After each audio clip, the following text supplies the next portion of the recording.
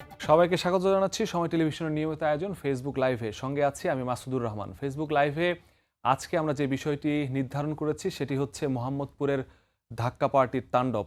নামটি শুনলে অনেকেই মনে প্রশ্ন জাগতে পারে যে ধাক্কা পার্টি এটি আবার কি, এবং অনেকেই হয়তো বা নাম শুনে ধাক্কা খেতে পারেন। অবশ্যই মোহাম্মদপুরে অপরাধীরা এতটাই অভিনব সব পন্থা সামনে নিয়ে আসছে, যে কারণে মোহাম্মদপুরে যেমন সবার মধ্যে আতঙ্ক কাজ করে, এবং ছিনতাইকারীরাও নিজেদের বাঁচানোর জন্য অভিনব সব কৌশল রপ্ত করেন। তেমনই একটি চক্র, তারা হচ্ছে ধাক্কা পার্টি নামে পরিচিতি পেয়েছে, এবং তাদের কাজই হচ্ছে ধাক্কা দিয়েই তারা ছিনতাই করে। এ নিয়ে আলোচনার শুরুতে আমরা একটি প্রতিবেদন তৈরি করার আছে, সেটি একটু দেখে আসতে চাই।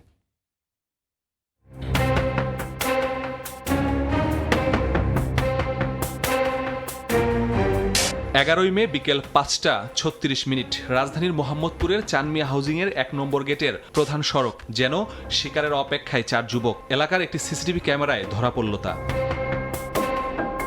মিনিট খানেক পর অটোরিকশার গায়ে ধাক্কা খেল তাদেরই একজন। ওই রিকশায় ছিলেন এক তরুণ। ধাক্কা থেকে বাকবিতণ্ডা। আরেক যুবক এসে রিকশা সাইড করতে বাধ্য করেন। এরপর মিশনে যুক্ত হলো আরও দুজন।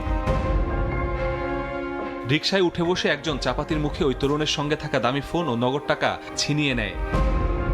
পরে একে একে পালিয়ে যায় তারা। 3-4টা ছেলে ছিল, আসছে আইসা রিকশায় ছিল, এখান থেকে আইসা ওরে ধরছে, ধরে এই সাইডে আইসা একজন ফোন নিছে, নিয়ে এইদিকে গেছে, আর বাকি 3জন এই দিক চলে গেছে।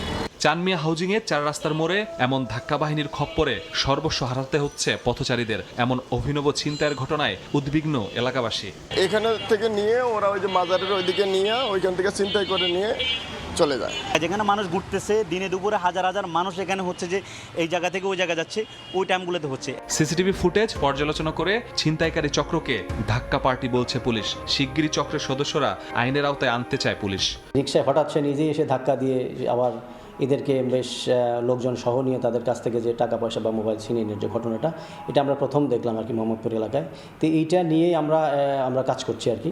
আমরা আশা করছি খুব শীঘ্রই এই চক্রটা ধরে ফেলবো আর কি। মোহাম্মদপুরে অপরাধ নিয়ন্ত্রণে সড়কে টহল জোরদারের দাবি এলাকাবাসীর। মোহাম্মদপুরে একসময় তুরাগ নদীর পার কিংবা বেড়িবাঁধের আশপাশ অথবা অন্ধকার গলিতে ছিনতাইয়ের ঘটনা ঘটাতো ছিনতাইকারীরা, কিন্তু তারা এখন এতটাই বেপরোয়া হয়ে গিয়েছে যে তারা প্রকাশ্যে প্রধান সড়কে জনবহুল জায়গায় হরহামেশায় ছিনতাইয়ের ঘটনা ঘটাচ্ছে, প্রতিনিয়তই পরিবর্তন করছে নানা কৌশল। এই পরিস্থিতিতে ভুক্তভোগীদের প্রশ্ন, মোহাম্মদপুরের আইন শৃঙ্খলা পরিস্থিতি আদৌ কি নিয়ন্ত্রণে আসবে? মাসুদুর রহমান, সময় সংবাদ, ঢাকা।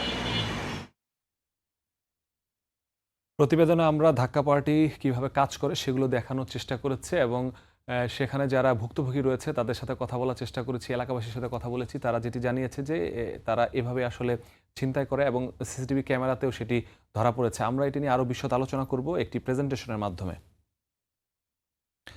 মোহাম্মদপুরের যে ধাক্কা পার্টি, এই ধাক্কা পার্টি বিষয়ে আমরা জানাবো কেন আসলে তারা ধাক্কা পার্টি হলো। কারণ তাদের যে কাজের ধরন সেগুলোই আসলে তাদেরকে ধাক্কা পার্টি হিসেবে রূপান্তরিত করেছে।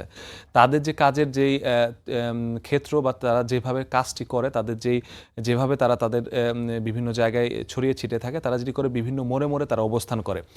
বিশেষ করে যারা ভুক্তভোগী রয়েছে তারা যেটি বলেছে, চানমিয়া হাউজিংয়ে যেই মোড়টিতে এই ঘটনাটি ঘটেছে সেই মোড়ে এর আগেও এরকম ঘটনা তারা ঘটিয়েছে, এবং তারা এই মোড়টি থেকে তারা টার্গেট করে। এই 4টি গলি রয়েছে, 4টি জায়গায় 4 জন অবস্থান করে, এবং সিসিটিভি ফুটেজেও কিন্তু আমরা দেখেছি যে যেই ব্যক্তিকে টার্গেট করা হয়েছে তার আগে তারা বিভিন্ন গলিতে, প্রত্যেকটি গলিতে বিভিন্ন জন সেখানে পায়চারি করেছে, বিভিন্ন জায়গায় গিয়েছে।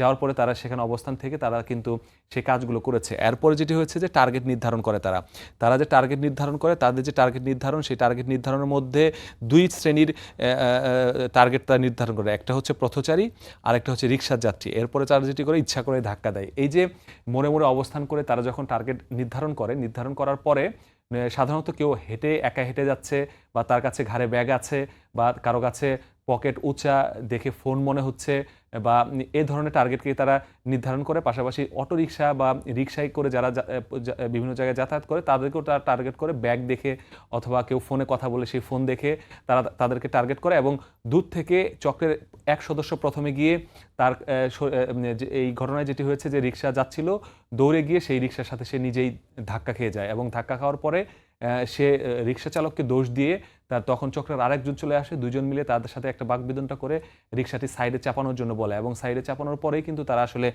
সাইডে চাপানো যখন চলে যায় তখন তারা তাদের চক্রের আরও দুজন সদস্য এসে তাদেরকে পুরোপুরি ঘিরে ধরে, এবং ঘিরে ধরেই তাদের কিন্তু সেই কাজটি করে, এবং ঠিক তখনই তারা ধারালো অস্ত্রের ভয় দেখায় এবং ভুক্তভোগীর সর্বস্ব লুট করে। এবং যেটি করে যে রিক্সা যখন সাইডে চলে আসার পরে তারা নিজেদের যেই এই ঘটনায় 4 জন জড়িত ছিল, এই 4 জন যেটি করে যে একজন পেছনে, একজন ডান পাশে এবং একজন রিক্সায় উঠে বসে তার যে ব্যাগটি ছিল সেই ব্যাগটি নিয়ে নেয়, এবং সে যখন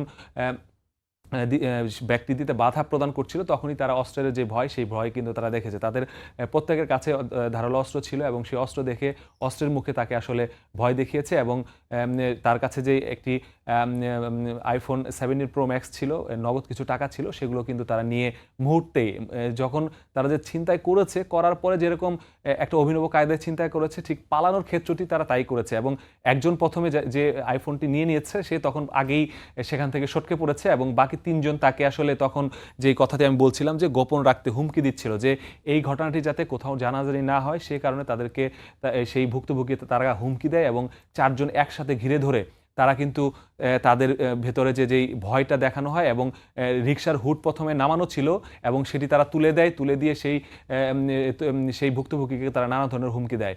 এবং এই যে তারা হুমকি দিচ্ছিল, এবং ওই টাইমে ওই সময়ে যে ভুক্তভোগী তার সাথে আমরা কথা বলেছি, সে রেসিডেন্সিয়াল কলেজের শিক্ষার্থী, একেবারেই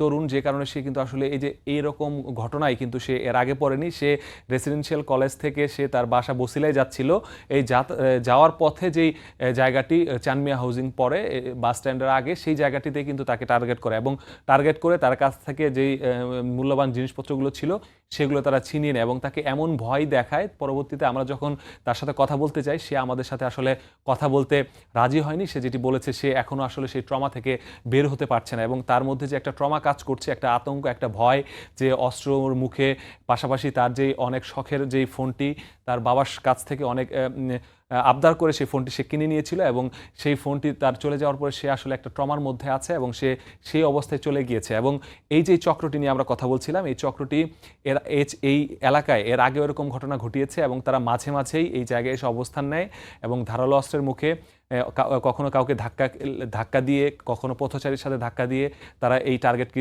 সিলেক্ট করে সাইডে নিয়ে যায়, এবং একটি বাকবিতণ্ডার মতো পরিস্থিতি সৃষ্টি করে, যে কেন ধাক্কা দিয়েছে বা কেন জোর করে ধাক্কা দিল, বা এই কারণে সে অনেক ব্যথা পেয়েছে, নানা ধরনের ফন্দি ফিকির করে তাদেরকে একটু সাইডে নিয়ে যায়। যে জায়গাটি ঘটনা ঘটিয়েছে তার থেকে একটু দূরেই কিন্তু একটি মাঠ আছে, পাশাপাশি একটু ফাঁকা জায়গা আছে, সেই জায়গাগুলোতে তারা নিয়ে যেয়ে তাদেরকে সর্বস্ব লুট করে তাদের কাছ থেকে নিয়ে দ্রুততম সময়ে তারা 3 থেকে 4 ভাগে ভাগ হয়ে বিভিন্ন জায়গায় তারা ছড়িয়ে পড়ে, যাতে একজন ধরলে আরেকজনকে যাতে ধরতে না পারে, এরকমভাবে তারা বিভিন্নভাবে ছড়িয়ে যায়। পরবর্তীতে তারা একটি জায়গায় মিলিত হয়ে তাদের যে ফোন, সেই ফোনটি তারা বিভিন্ন মাধ্যমে আরেক চক্রের কাছে চলে যায়। তো এই যে এই চক্রটি বিষয়ে আমরা যেরকম সিসিটিভি ফুটেজ পাওয়ার পরে আমরা সেইটি বিশ্লেষণ করার পরে আমরা এরকমই দেখেছি, তারা বিভিন্ন রাস্তা দিয়ে তারা এরকম উৎপেতে ছিল, এবং টার্গেট সিলেক্ট করার পর এখান থেকে চলে গিয়েছে। পরবর্তীতে আমরা আরও খোঁজখবর নেওয়ার চেষ্টা করেছি যে এই চক্র সেদিন কি শুধু একটি ঘটনায় ঘটেছিল কিনা, তবে এখন পর্যন্ত আমরা সেরকম ভুক্তভোগী পাইনি। তবে পুলিশ অবশ্যই পর্যালোচনা করছে যে এই যে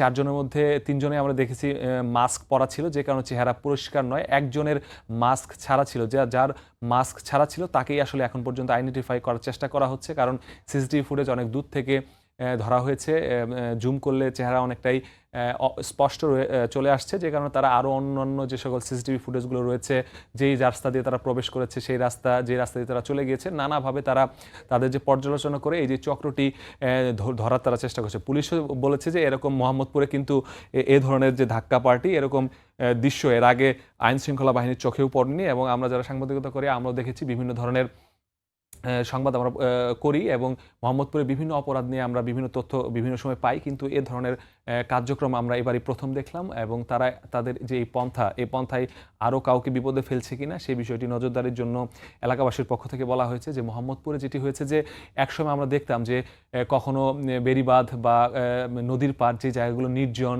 বা অথবা গভীর রাত বা ভোর রাত এই টাইমটিতে ছিনতাইয়ের ঘটনা ঘটাতো, কিন্তু ছিনতাইকারীরা এতটাই বেপরোয়া হয়ে গিয়েছে যে সম্প্রতি আমরা দেখছি যে যে জায়গাটি ঘটনা ঘটিয়েছে 4 রাস্তার মোড়, অনেক মানুষের চলাফেরা, অনেক রিক্সা চলাচল করছে, বাইক চলাচল করছে, গাড়ি চলাচল করছে, সেই জনবহুল এলাকার মধ্যে থেকেও তারা কিন্তু আসলে হরহামেশা কোনো ধরনের তোয়াক্কা না করেই কিন্তু তাদের যে অপরাধ কার্যক্রম সেটি তারা পরিচালনা করছে। তো এটি আসলে আশঙ্কার বিষয় যে মোহাম্মদপুরে একসময় হয়েছিল যে 5 আগস্টের পর আমরা দেখেছি যে ডাকাত পড়া শুরু করেছিল বিভিন্ন জায়গায়, তখন আমরা দেখেছিলাম যে জনগণ সড়কে নেমে এসে সেই ডাকাত নিধন করার জন্য রাস্তায় নেমে পড়েছিল। কিন্তু মোহাম্মদপুরে তখনকার যে চিত্র এখনকার যে চিত্র খুব বেশি যে পার্থক্য সেরকম কিন্তু আসলে দেখা যায় না। মোহাম্মদপুরে একের পর এক এরকম ঘটনা ঘটতেই থাকে এবং আইন শৃঙ্খলা বাহিনী গ্রেফতার করে, গ্রেফতারের পর তারা আবারও জামিনে বের হয়ে আবারও একই অপরাধ করে। কিছুদিন আগে ভাইস্তা বিল্লাল নামে একটা গ্যাংকে তারা ধরেছে, সেই ভাইস্তা বিল্লালকে নামে 12টি মামলা, 6টি মামলায় সে গ্রেফতার হয়েছে 7 বার। সে প্রত্যেকটি মামলায় সে 1 থেকে 1.5 মাস বা সর্বোচ্চ 4 মাসে জেল খেটে আবারও বের হয়ে এসে আবারও একই কাজ করছে।